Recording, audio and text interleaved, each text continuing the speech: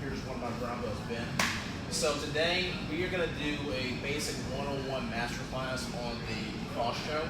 So first thing I just want to actually show before we really get started. This is a lesson that was taught to me, at least this piece right here, by Peter Sauer. This is back in probably like May of 2004. So, and I've used it since then. So whenever we want to choke a person from bottom within like guard, the most important thing to really get is that first grip. If I get a grip that's shallow meaning essentially, if my knuckle line is not pressing in on his carotid artery, I'm not saying that the choke can't necessarily work, but it's going to be more based on how strong you are, if the person actually, if they react there, or if they're just weak in general.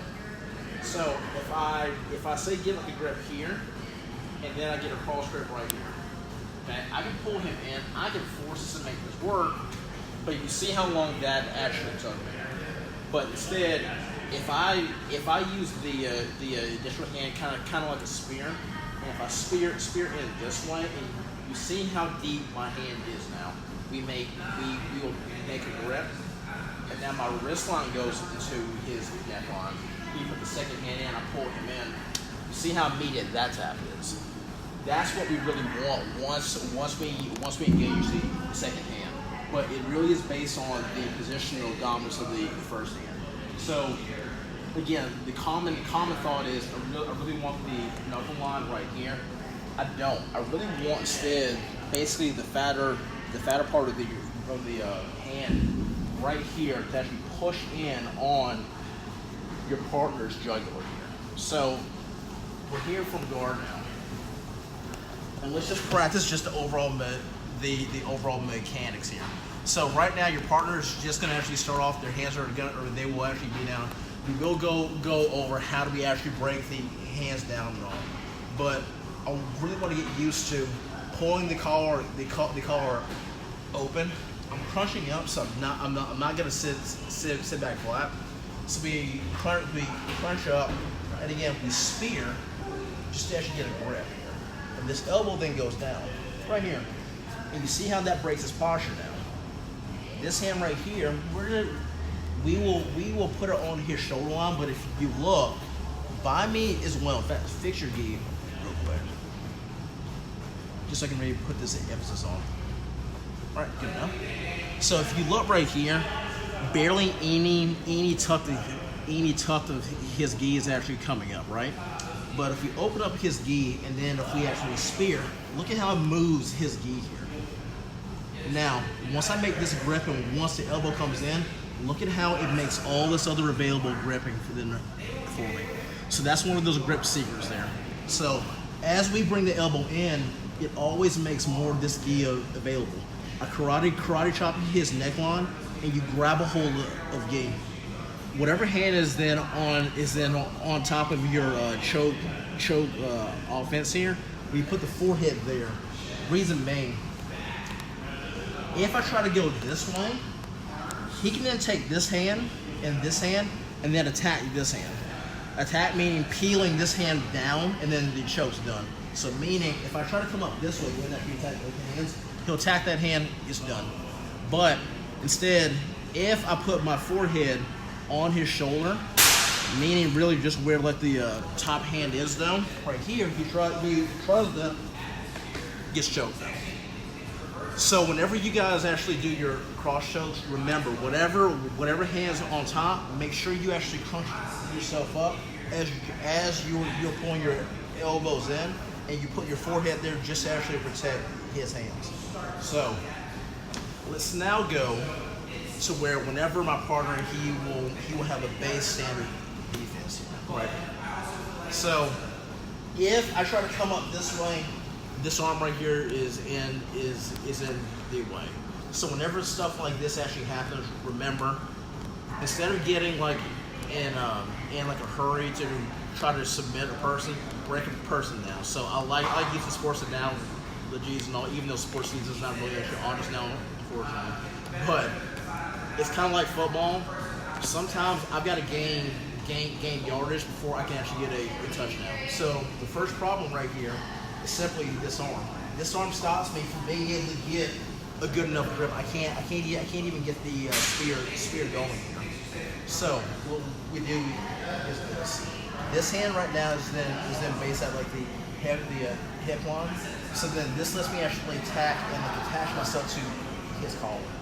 So right here, I'm sitting up and I'm pulling down. It's not so much because I think that I can actually pull him all the way in. I really want my partner right now to really concentrate on pushing himself away. Remember, whenever you guys are playing close guard, and this is what a lot of guys that are passers, what they personally hate about close guard.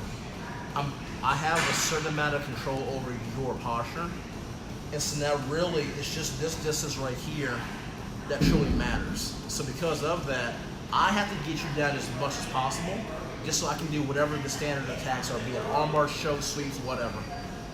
His personal objective, though, is to get as much space away from me as possible, because then he can now start opening up the legs.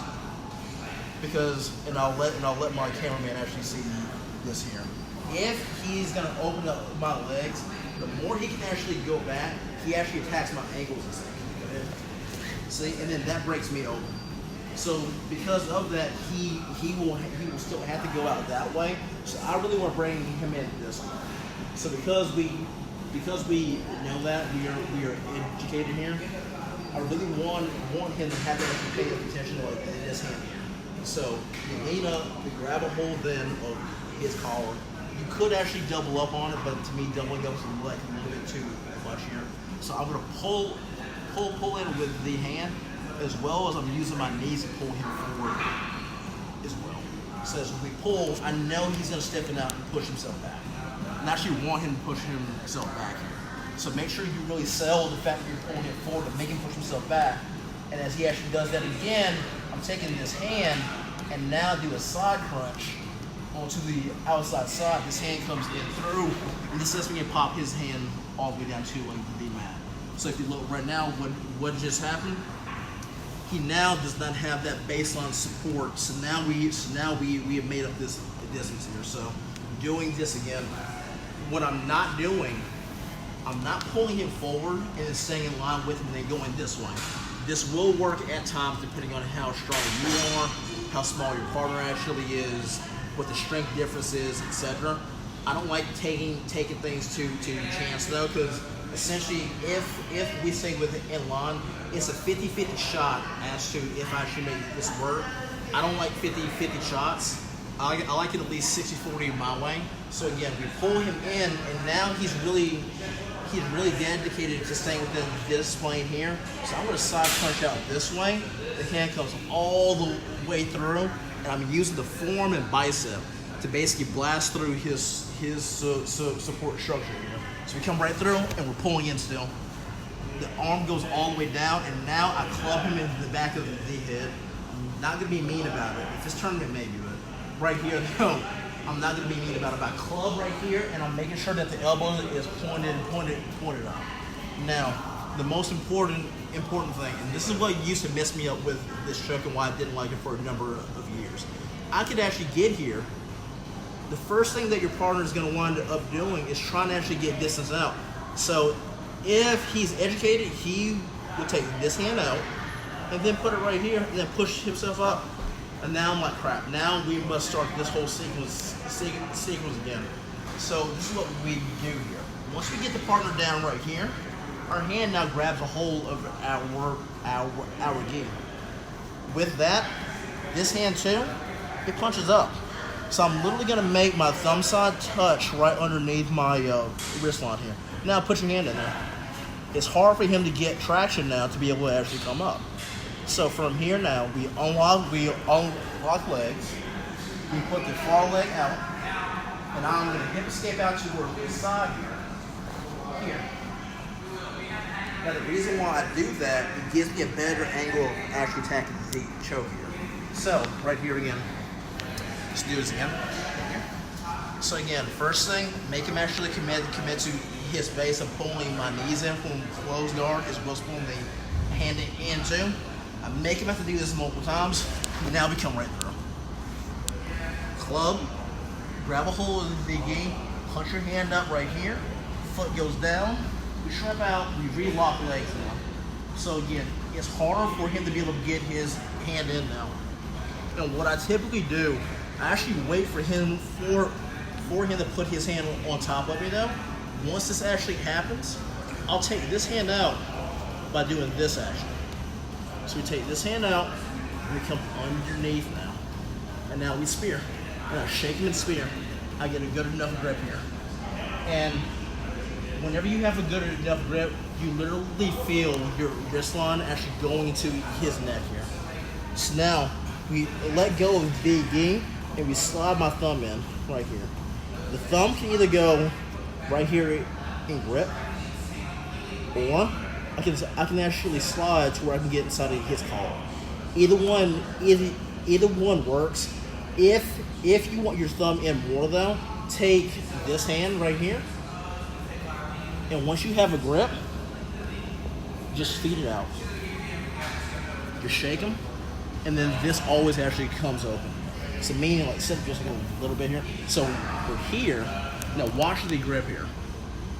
From here, instead of me having the choking like attack grip, we throttle it down. We use the thumb, and now we actually just push. We push.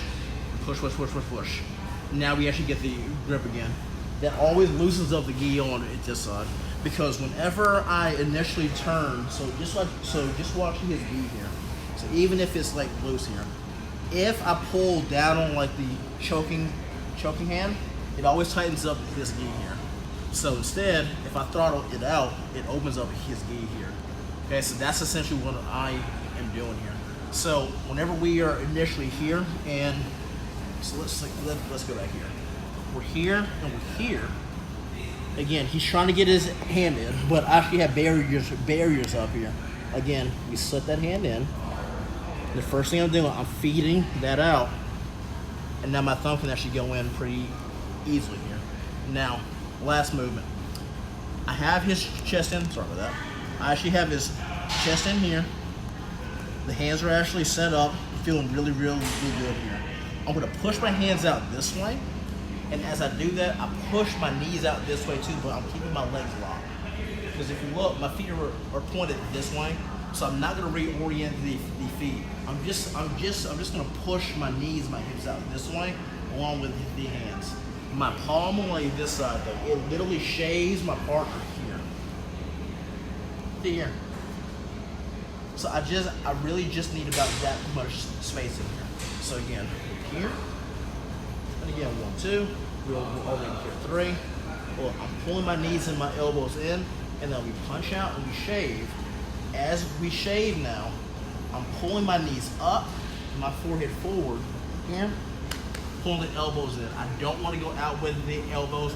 Pull the elbows in, the shoulders on. Now, let's go over just a few common defenses that normally happen. Let's say hypothetically, chokes on, life's beautiful here, but he puts his hands, say, underneath me. So I'm right here. So he puts his hands down. He's pushing himself up. Go ahead and push forward. If you hold on long enough, he will actually get out. Especially if he's a bigger guy, if he has any semblance of power. Everyone's had this happen to them at least one time. So I'm showing something that I've only shown a few times here. When you have the choke set, if they put their hands down, go ahead and do it again. I want you to straighten your arms out and then actually come up. So you have to have the ability to do a crunch here. Straighten your legs out. So if you look right here, I straighten my legs out and I rock. As soon as his body weight goes above his shoulders, I pull his elbows, my knees in, the choke's on now. Okay? So again, we have the choke set. Let's just say right now we're just already here. And again, your choke can be here, it can be here, it doesn't matter. But we're set all in here now.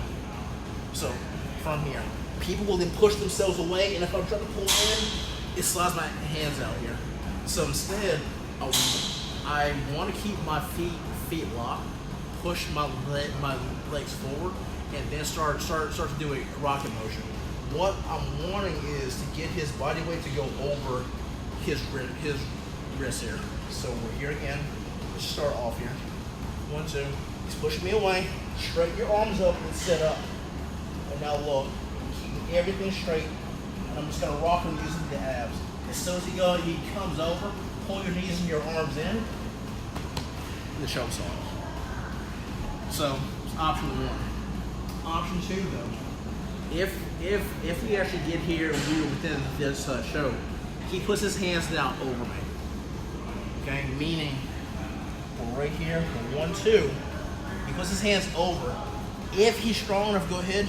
He can then peel his way out here. That does work. So instead, what happens now is this. Over here, when he starts to actually do that, again, I straighten the arms out. The side that I actually have on top, that hand, I also lean towards this side. And now we start to basically climb. Because again, right here, keep actually pushing on me now. Go ahead and push. You just climb. From here, as soon as I can lock my feet in here, pull your knees in. Chokes on. If for whatever reason though, I think that he's still like a little bit too tight, the inside hand choke comes out and then I grab a hole over his forearm. So if the cameraman gets right here, we're here, right? We've already actually crossed over. I'm trying to actually choke, but it's really not working out well though for me. We keep the left hand anchored in. Right hand actually goes out. We cut over the forearm here. I open the elbow and I pull. Now get the shave. And then the arm locks on too. So what we are essentially making him have to actually worry about is either the choke or the kind of a arm bar. If for whatever reason though he feels what this danger actually is, he can bail out. But even if he bails out, he will still give me the choke then. Option 3 though, we're here again. His hands actually go over. If this actually happens, let's say for whatever reason you feel like you don't have the physical dexterity to climb your legs up for any type of potential arm lock, from here, go ahead and actually keep pushing down. I'm gonna raise up and I'm straightening the arms out. My feet they go down. I shimmy. As I shimmy, I put 1 foot in, 1 foot in. And I push myself out to pull my elbows in. And the choke's on again. Because again, the problem is he right now has committed his hands to having to actually protect his neck essentially. So because of that, he cannot put his hands down for any type of support and balance, because the minute that he does, he knows that the choke is on. So again, we're here. And this time, we're here. We're 1, 2. Legs good. He's pulling down on. I'm trying to make this work again. When this actually happens, first thing always straighten your arms out. Feet go down now, and we just wiggle. Because you may go, but David, he can actually pass you. Okay, well, he has to put a hand down. Put a hand down and pass me. Chokes on. So because of that, he has to actually make absolute sure that he will keep enough pressure on my hand so that I can't actually choke him. So again, from here, just walk back. Pinch your knees in if you actually want, but just walk back. 1 foot goes in, the opposite foot goes in. I'm not pushing him away, I'm pushing myself away to where I can sit up and pull the elbows into towards the chest here. Alright, so again, that's today's masterclass, essentially on doing your cross show. If you got any questions on it though, DM me, message me, let me know. Otherwise, be fun, be safe. See you guys next week.